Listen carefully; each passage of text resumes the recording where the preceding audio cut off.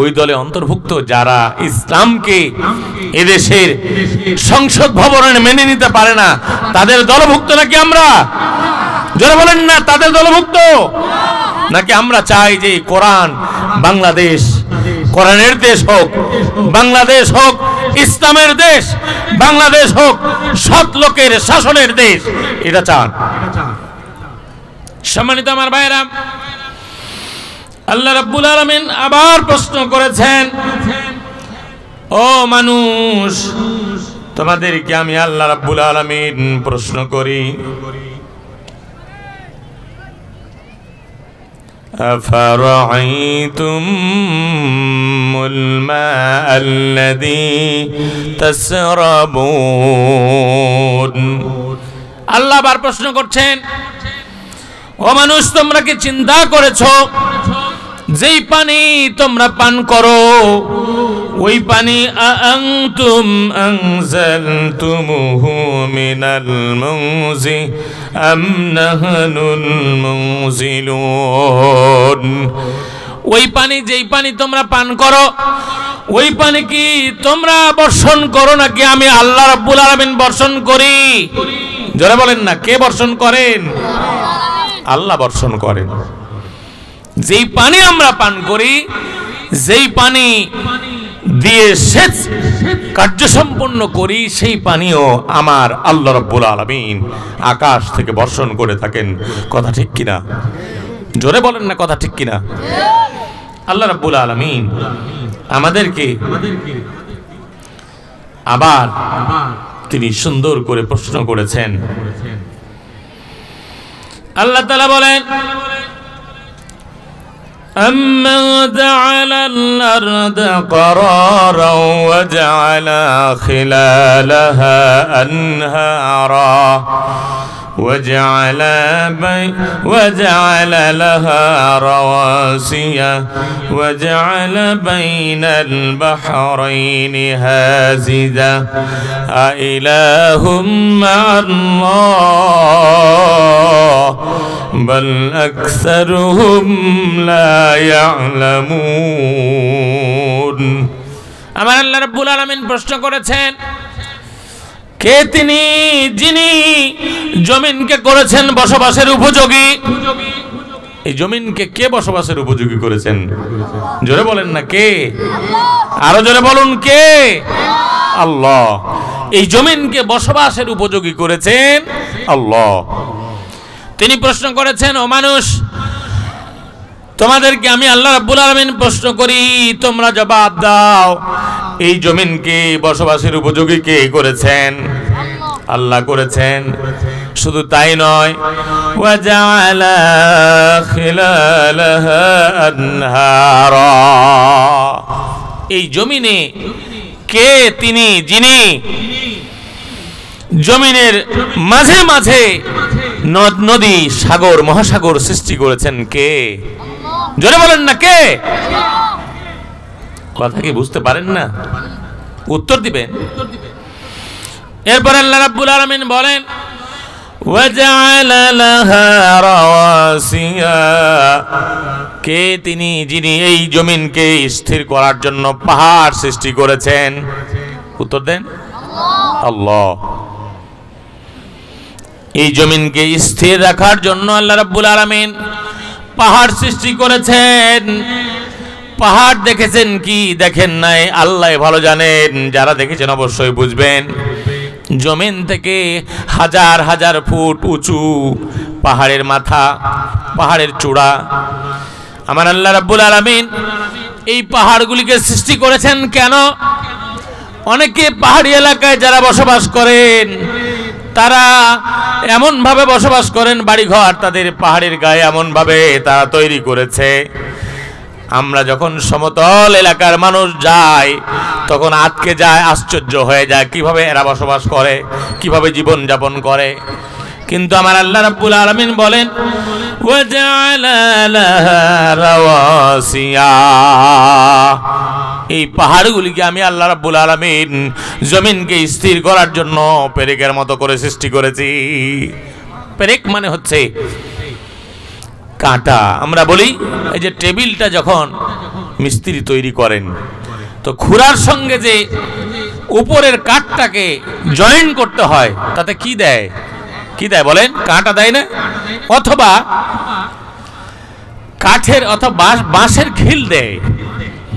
এই বাঁশের খিল অথবা কাঁটাকে বলা হয় ফেরেক বা কাঁটা। আল্লাহ রাব্বুল আলামিন এই জমিনকে সৃষ্টি করেছেন এবং জমিনকে স্থির করার জন্য রব্বুল আলামিন পাহাড়কে স্থাপন করেছেন।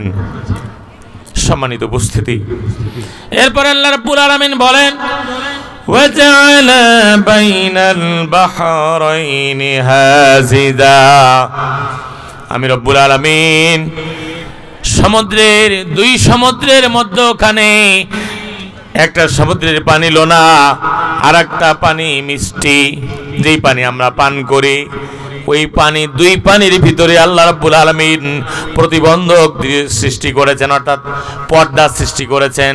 সেই পর্দা কেমন পর্দা? এই পর্দা কেমন? লোনা পানি আর মিষ্টি পানি উভয় পানির সমুদ্র বা নদী একত্রিত হয় বা এক জায়গায় মিলিত হয়, অথচ দেখা যায় যেটা লোনা পানির জায়গা সেখানে লোনা পানিই থাকে, মিষ্টি পানির জায়গায় মিষ্টি পানিই থাকে। আমার আল্লাহ রাব্বুল আলামিন যদি প্রতিবন্ধক সৃষ্টি না করতেন, পর্দা সৃষ্টি না করতেন, তাহলে লোনা পানিগুলি মিষ্টি পানির সঙ্গে মিশে গিয়ে কি হতো?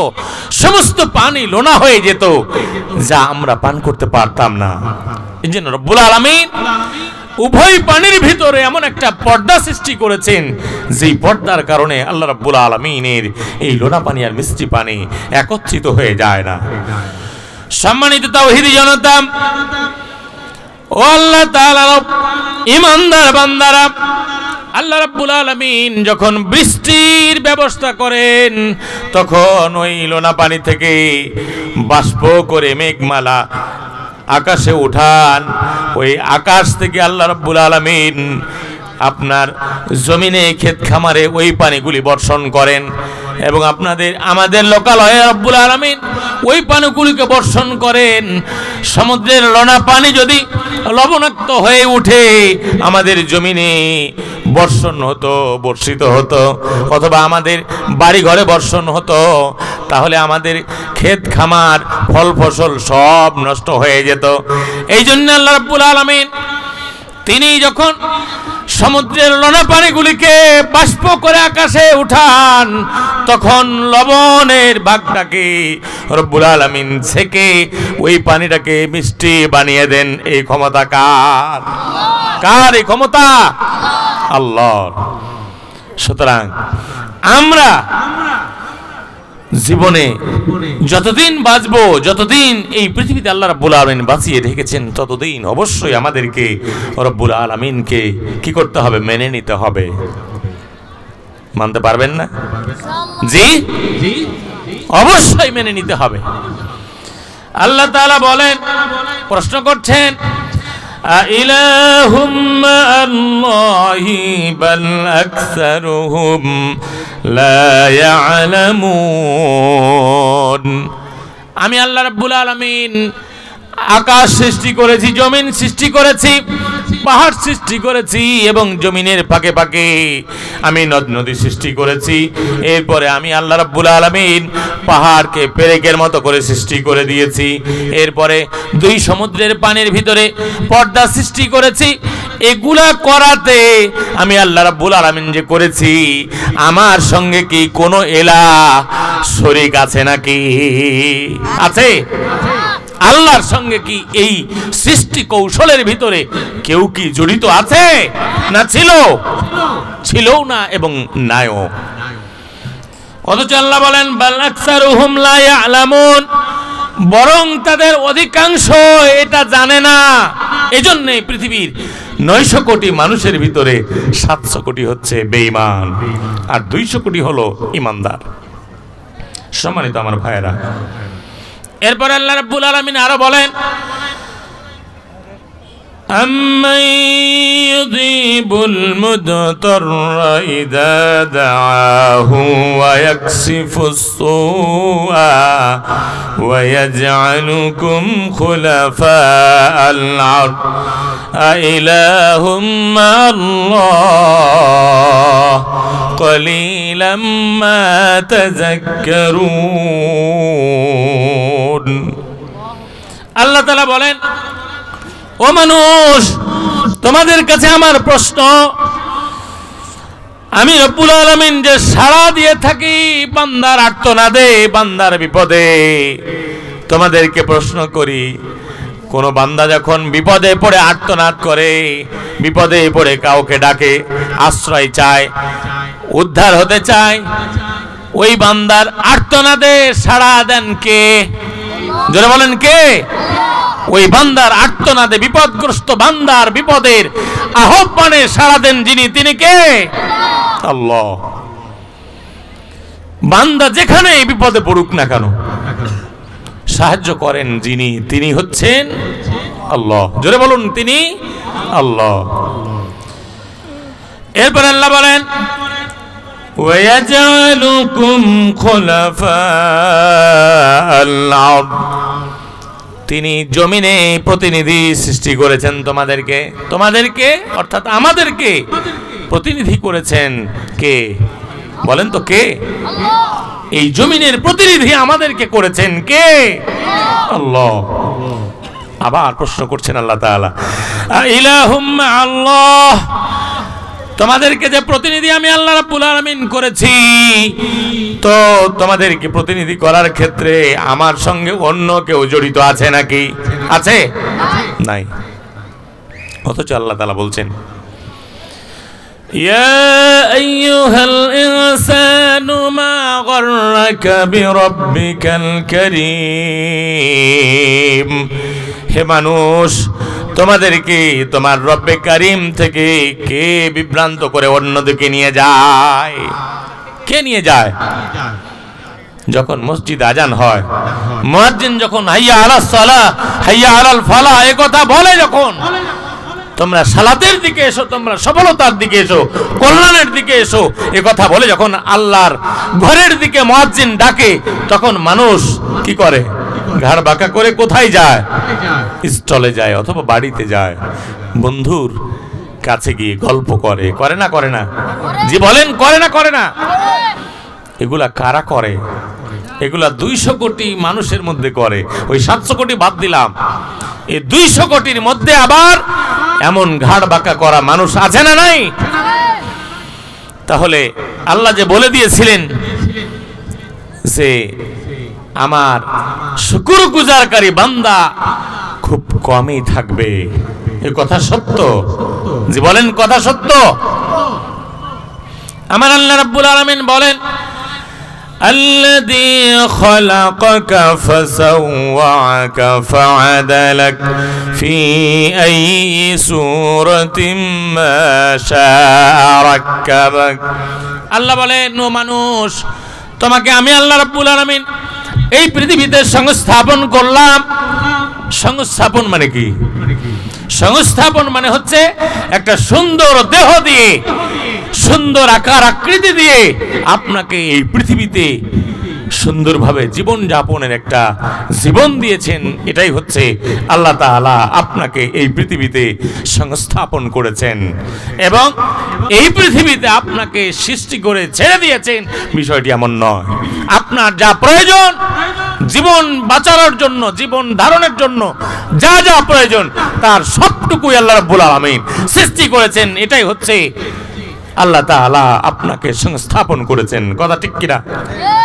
অথচ আমরা আল্লাহ তাআলাকে, রব্বে কারীমকে আমরা ভুলে গিয়ে আমরা নিজেদের আত্মার পূজা করি, আমরা নিজেদের খেয়াল খুশি মতো চলি দুনিয়াতে।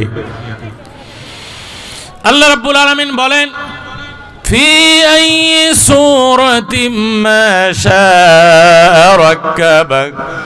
আল্লাহ বলেন, তোমার মাতৃগর্ভে তুমি যখন শুক্র কীটার ডিম্বাণু হয়ে 40 দিন পর্যন্ত তুমি কিছুই ছিলে না।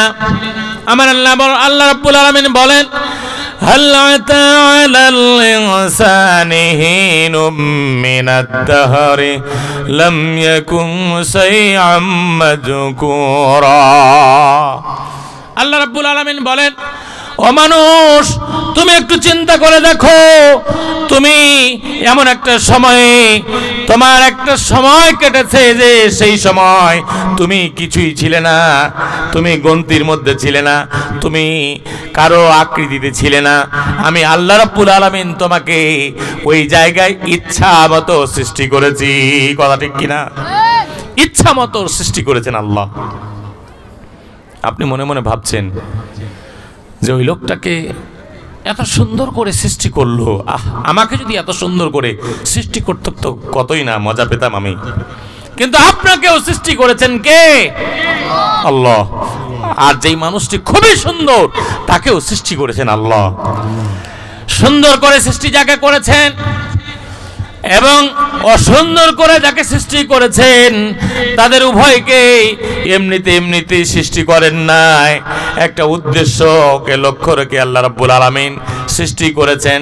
আল্লাহ বলেন, আফাহাসিবতুম আন্নামা খালাকনাকুম আবাসাও ওয়া আন্নাকুম ইলাইনা লা তুরজাউন।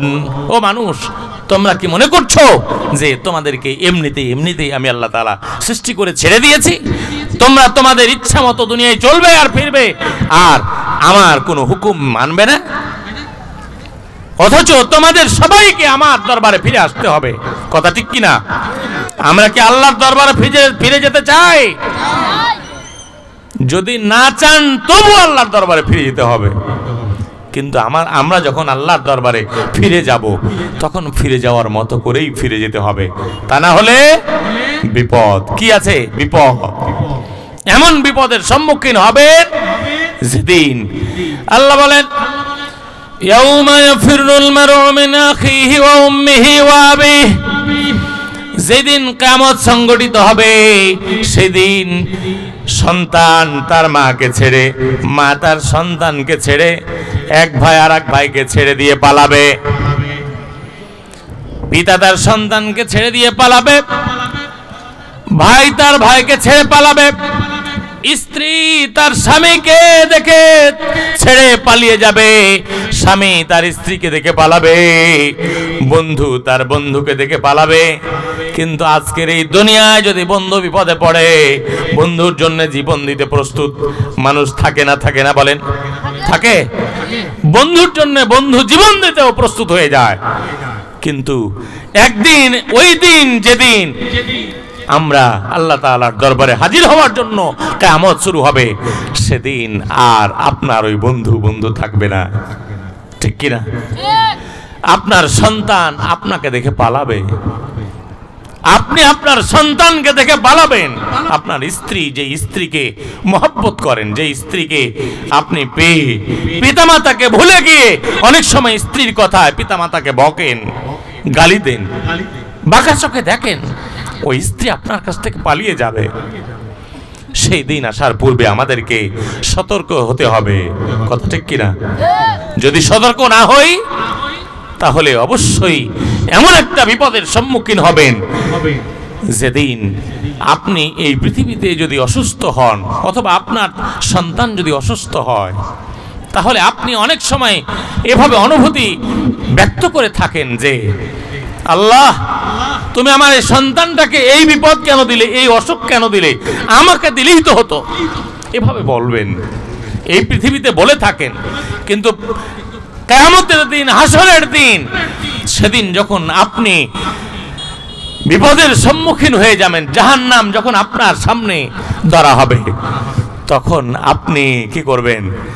আপনার ওই সন্তানকে, যেই সন্তানের বিপরীতে আপনি অসুখ চেয়েছিলেন এই পৃথিবীতে, ওই সন্তানকে এগিয়ে দিবেন।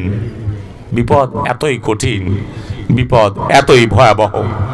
সম্মানিত ভাইয়েরা আমার, আল্লাহ রাব্বুল আলামিন আমাদেরকে এই জন্যে তিনি আমাদেরকে বারবার ডেকে ডেকে সংশোধন হওয়ার জন্য রব্বুল আলামিন বলে থাকেন।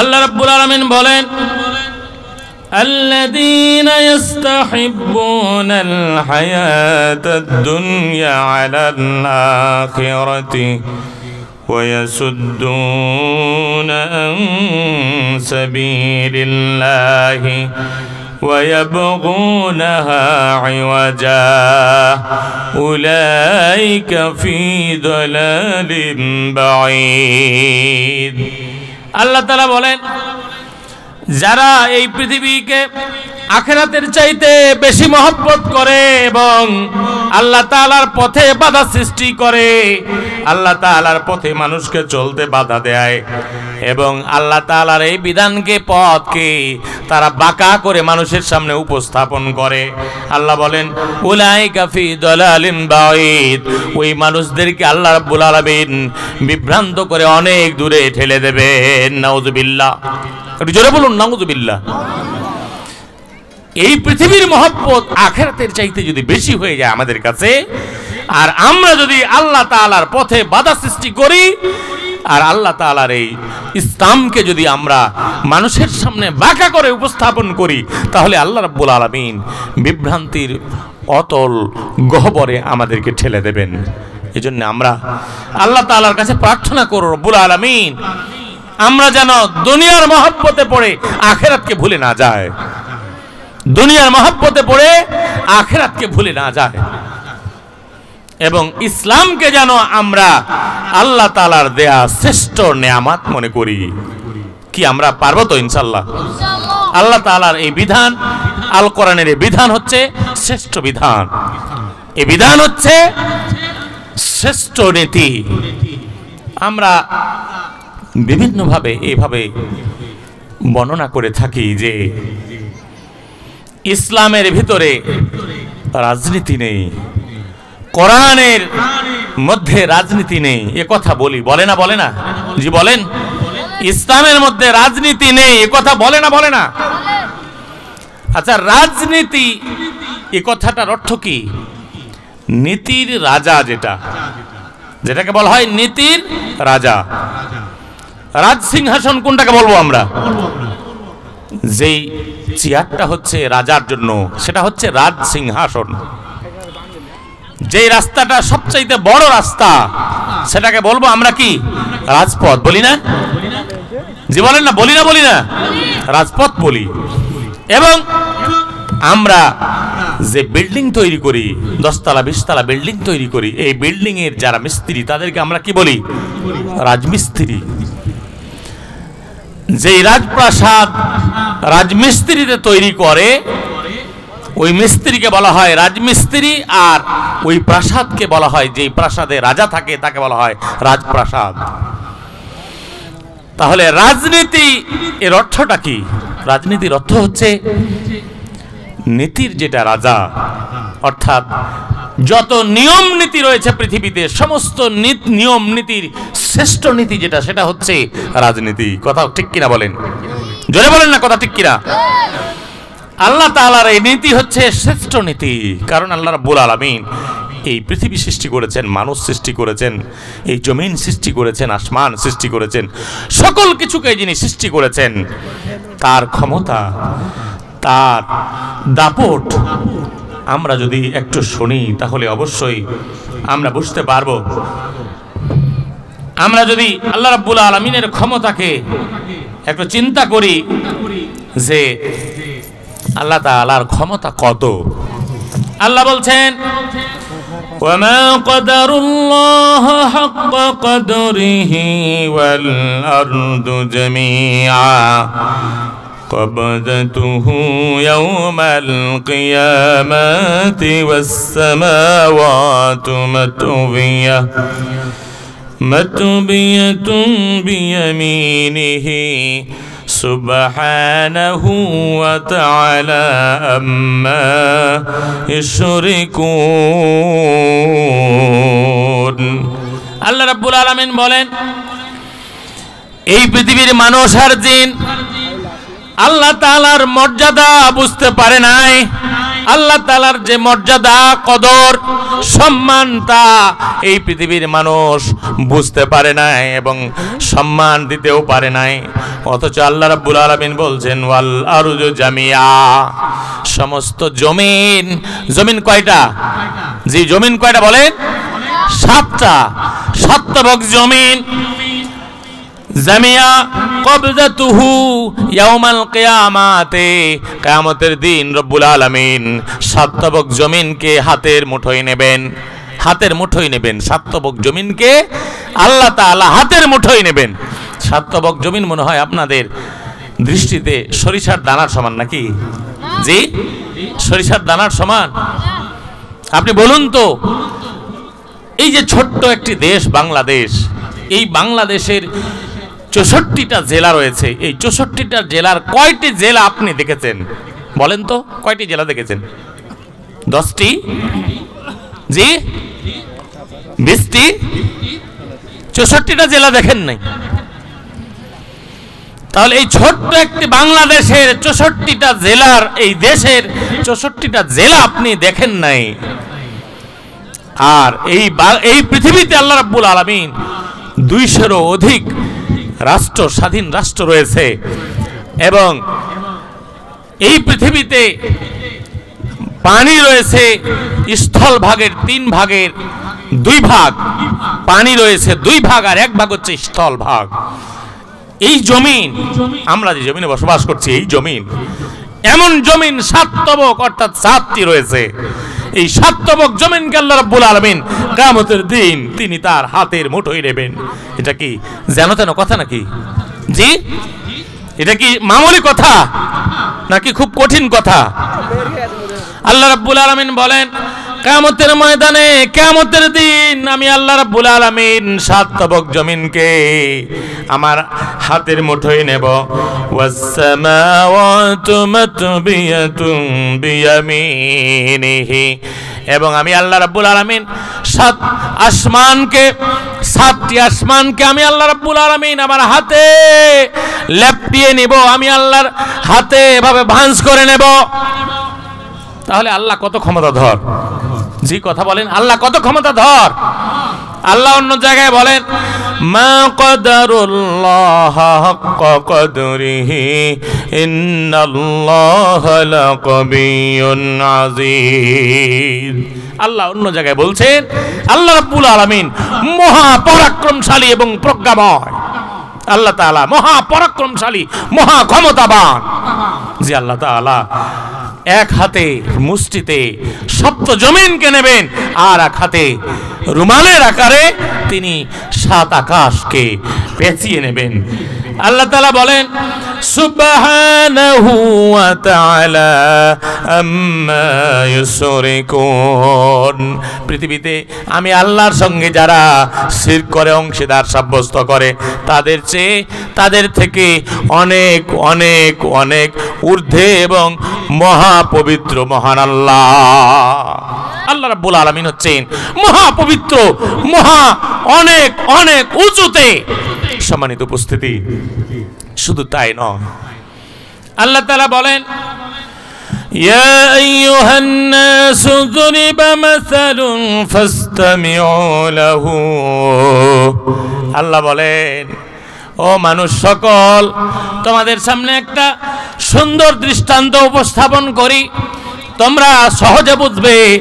আল্লাহ বলেন ফাসতামিউ লাহু, তোমরা ভালোভাবে শ্রবণ করো, খেয়াল করে শ্রবণ করো। আল্লাহ বলেন তোমরা যাদেরকে ডাকো, আল্লাহ বলছেন তোমরা যাদেরকে ডাকো আল্লাহ তাআলা বাদ দিয়ে, যাদেরকে তোমরা ডাকো তারা কি একটা মাছি সৃষ্টি করতে পারে নাকি? বলেন তো, উত্তর দেন। যাদেরকে মানুষ আল্লাহর শরীক মনে করে দেব দেবতাকে ডাকে, লাত মানাত উজ্জা হবল এদেরকে যারা ডাকতো এবং তাদের অনুসরণ করে কাফের মুশরিকরা যাদেরকে দেবতা মনে করে, আল্লাহ তাআলা জিজ্ঞাসা করছেন ও মানুষ সকল তোমরা বলো তো তারা কি একটা মাছি সৃষ্টি করতে পারে নাকি? পারে? মাছি সৃষ্টি করতে পারে না।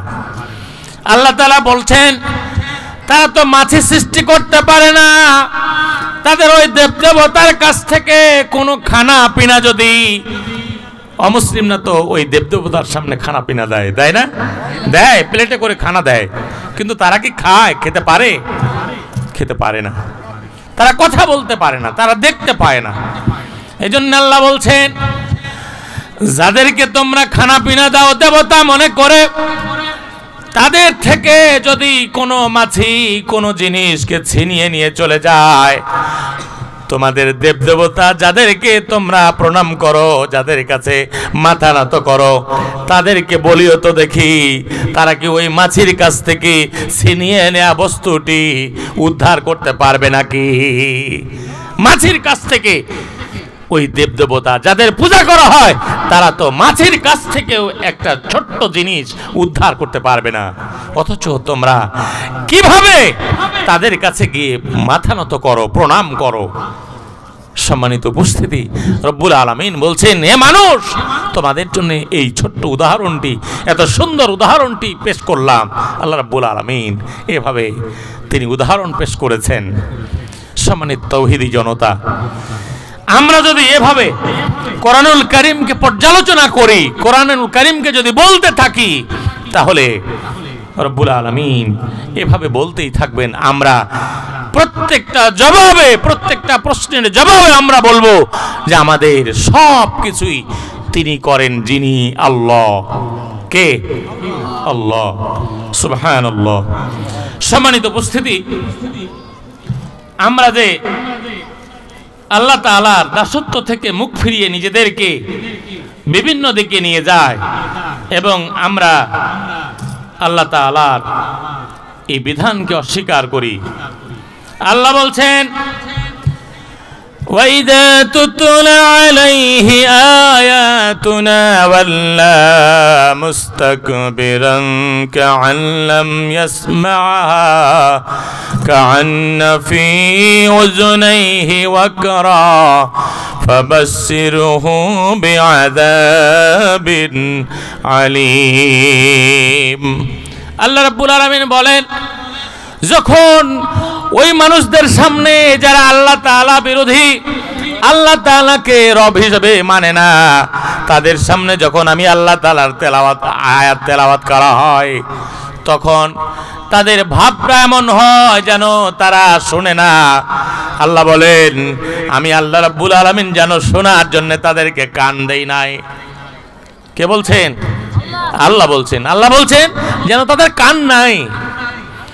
অথচ আল্লাহ বলেন, যাদেরকে আমি কান দিলাম, যাদেরকে আমি শ্রবণ শক্তি দিলাম, এরা যখন শ্রবণ করে না, অহংকারের বশবর্তী হয়ে আমি আল্লাহ তাআলার আয়াতকে বৃদ্ধাঙ্গুলি দেখিয়ে অন্যদিকে চলে যায়। আল্লাহ বলেন, ফাবাশশিরহু বিআযাবিন আলীম, তাদেরকে সুসংবাদ দাও। কিসের? যন্ত্রণাদায়ক আযাবের সুসংবাদ দাও। নাউযুবিল্লাহ। আমরা বলি নাউযুবিল্লাহ। আমরা কি এই কোরআনের কথাগুলি শুনছি আর প্রত্যাখ্যান করে দেব নাকি? আমরা ঈমানদার। ঈমানদার তো তারাই, আল্লাহ বলছেন, ইন্নামাল মুমিনুনা আল্লাযীনা ইযা যুকিরাল্লাহু ওয়াজিলাত কুলুবুহুম ওয়া ইযা তুলিয়াত আলাইহিম আয়াতুহু যাদাতুহুম ঈমানা ওয়া আলা রাব্বিহিম ইয়াতাওয়াক্কালুন। আমরা যারা ঈমানদার, তাদের চরিত্র হলো এমন যে প্রকৃতপক্ষে ঈমানদার মুমিন তো তারাই যাদের সামনে আল্লাহর কথা বলা হলে তাদের অন্তর প্রকম্পিত হয়ে যায়। বলুন সুবহানাল্লাহ। এবং তাদের সামনে আমি আল্লাহ তাআলা কোরআনের আয়াত তেলাওয়াত করা হলে তাদের ঈমান বৃদ্ধি হয়ে যায় এবং তারা পরিপূর্ণভাবে আমি আল্লাহর উপরে ভরসা করে। কার উপরে আমরা ভরসা করব? আল্লাহর উপরে। আল্লাহ আমাদের অভিভাবক নাকি অন্য কেউ? আল্লাহ তাআলা ছাড়া আমাদের অভিভাবক আর কেউ নেই।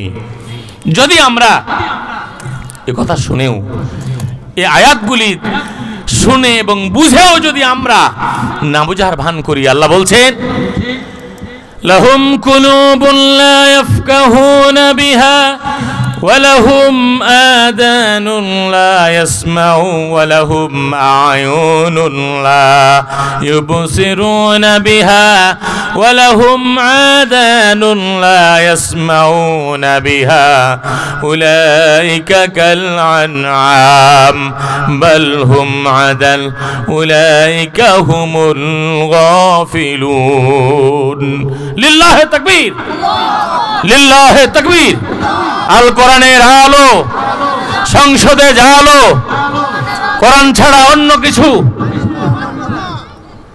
জি কথা মনে হচ্ছে আপনারা বুঝতে পারছেন না নাকি কথা শুনছেন না আল্লাহই ভালো জানেন আল্লাহ তাআলা বলছেন যাদেরকে আমি আল্লাহ রাব্বুল আলামিন অন্তর দিলাম অনুভূতি শক্তি দিলাম বোঝার জন্য কলব দিলাম এই অনুভূতি শক্তি বোঝার শক্তি আমি আল্লাহ রাব্বুল আলামিন দেওয়ার পরেও যারা বুঝলো না যাদেরকে আমি চোখ দিলাম এই সুন্দর চোখ পাওয়ার পরেও যারা চোখ দিয়ে আমি আল্লাহ তাআলার কালামকে পড়লো না আমি আল্লাহ তাআলার কালামকে বুঝলো না যাদেরকে আমি আল্লাহ রাব্বুল আলামিন সুন্দর দুইটি কান দিলাম আমি আল্লাহ তাআলার কালাম শোনার জন্য এরপরেও তারা বুঝলো না দেখলো না শুনলো না তারা হলো চতুষ্পদ জন্তুর মতো নাউজুবিল্লাহ জোরে বলুন নাউজুবিল্লাহ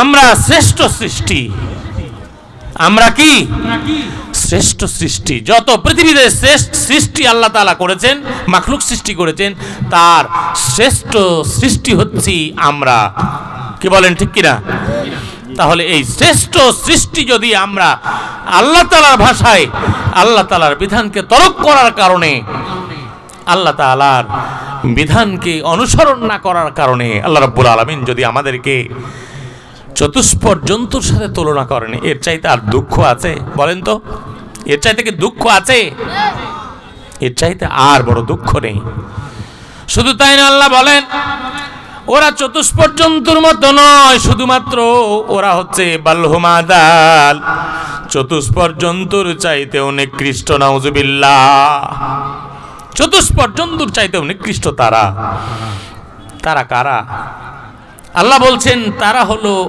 ওরাই যারা গাফেল যারা অলস অলস আমরা বলি সাধারণ আঞ্চলিক ভাষাতে বলি আইলসা বলি না জি আপনাদের অলস বলে নাকি আমাদের ভাষা আমাদের দেশে আইলসাও বলে তো অলস আইলসাকে অলস বলা হয় অলসতার কারণে দেখা যায় আমাদের সমাজে 100 ভাগ মুসলমানের মধ্যে 70 থেকে 80 ভাগ বেনামাজি ঠিক কিনা বলেন বেনামাজি হচ্ছে 80 ভাগ আর 20 ভাগ হচ্ছে নামাজি অলসতার কারণেই শুধুমাত্র 80 ভাগ বেনামাজি আচ্ছা নামাজ না পড়ে কেউ কি জাহান্নামে যাবে জি নামাজ না পড়ার কারণে কি জাহান্নামে যাবে জি কথা বলেন না যাবে আল্লাহ তাআলা বলছেন যাবে যখন সাকার নামক জাহান্নামীরাকে জিজ্ঞাসা করা হবে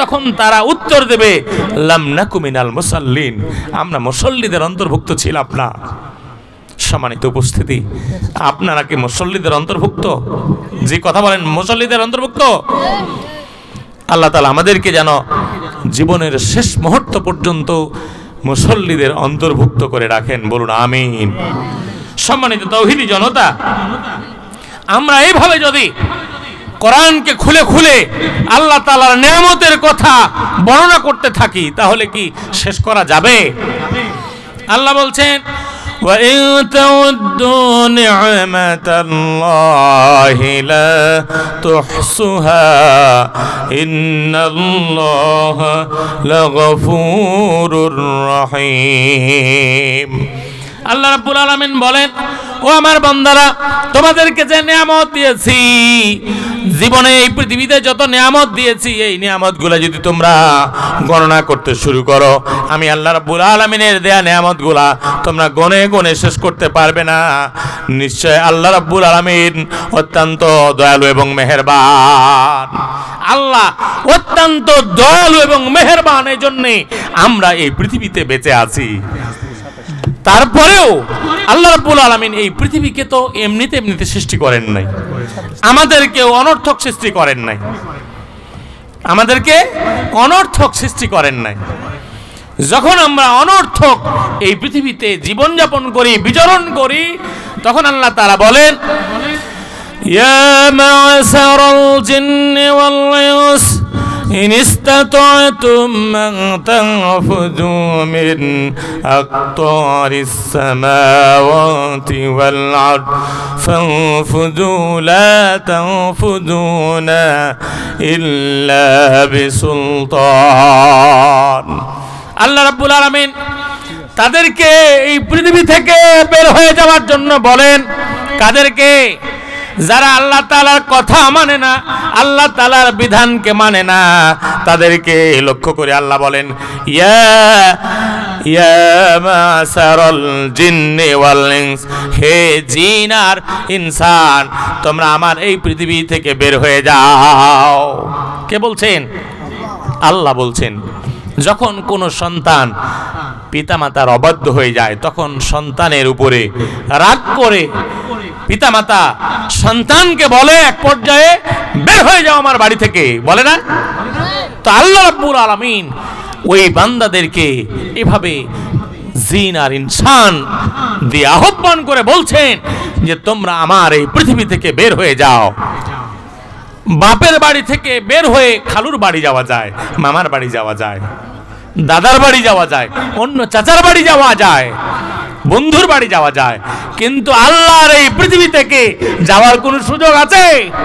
আছে নাকি বলেন না? কোনো সুযোগ নেই। এজন্য রব্বে কারীম বলেন, ও মানুষ, তোমরা আমি আল্লাহ তাআলার সাম্রাজ্য থেকে বের হয়ে গিয়া কোথায় তোমরা যাবে? তোমরা তো সক্ষম হবে না, তোমাদের সাধ্য নেই আমার জমিন থেকে বের হয়ে যাওয়া।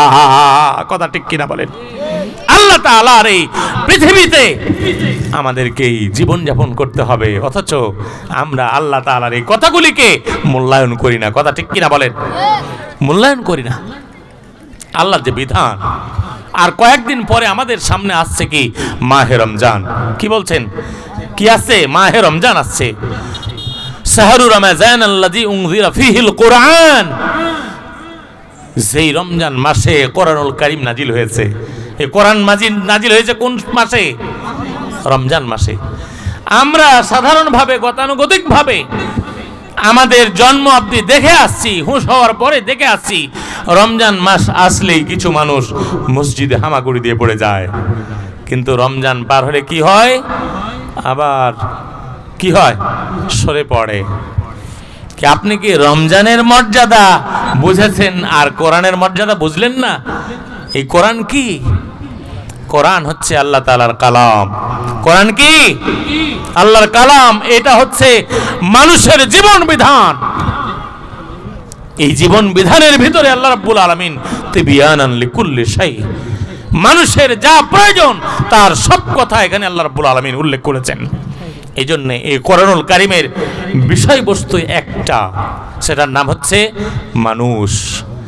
মানুষের বিষয় আল্লাহ রাব্বুল আলামিন এই কিতাবের ভিতরে সব কথা বলেছেন, মানুষকে শ্রেষ্ঠ করেছেন।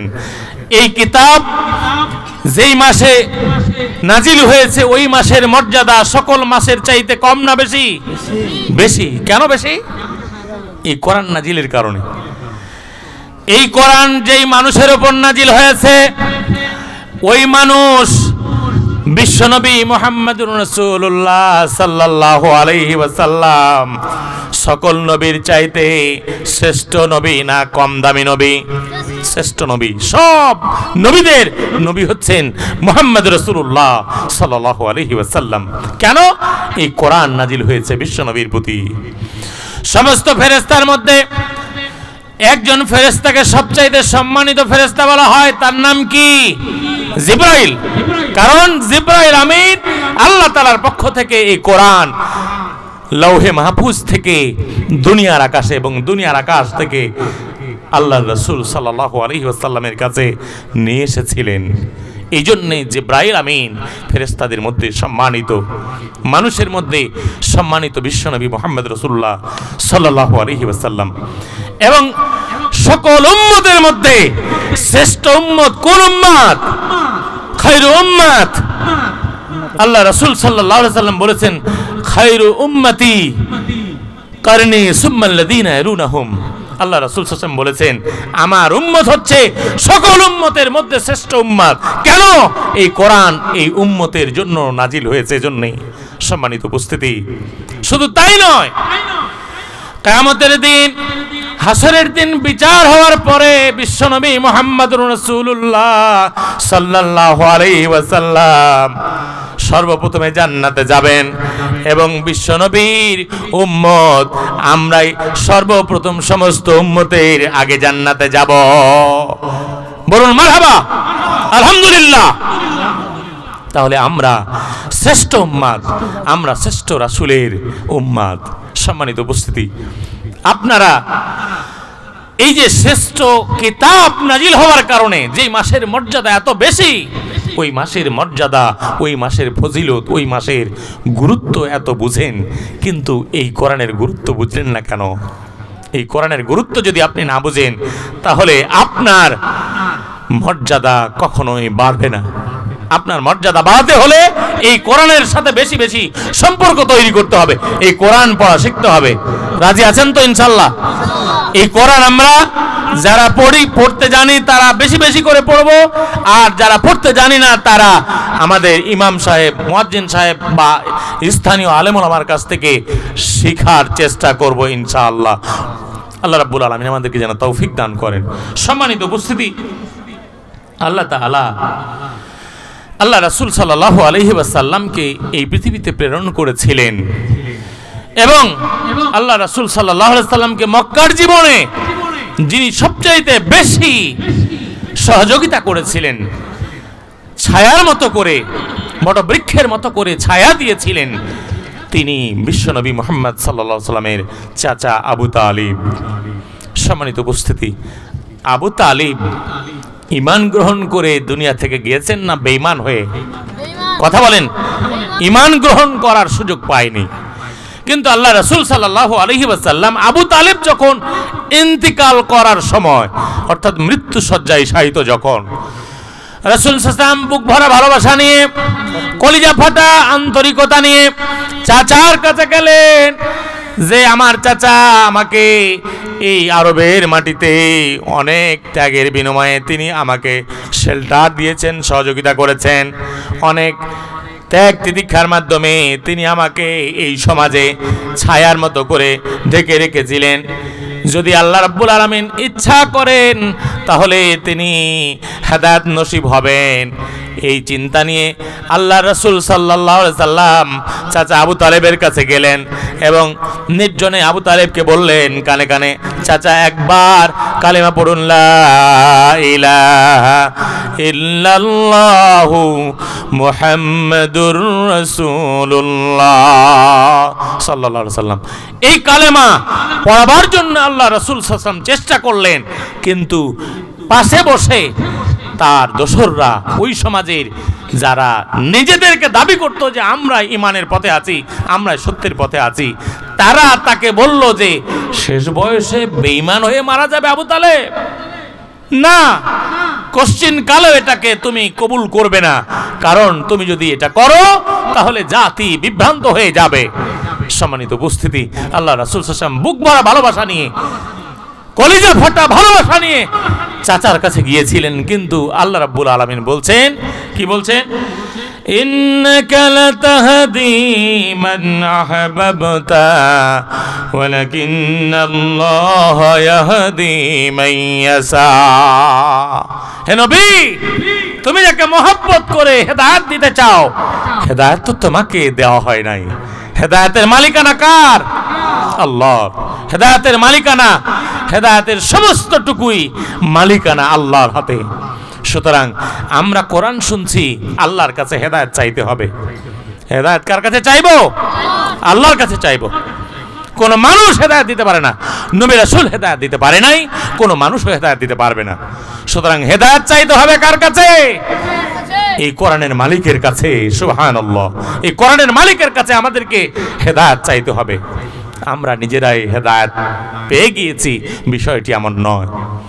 অনেকে আমাদের সমাজে দেখা যায় যে আমরা কি করি, যারা বিভ্রান্ত তাদেরকে খুব ঘৃণা করি, তাদেরকে অত্যন্ত ঘৃণা করি, ঘৃণার চোখে দেখি।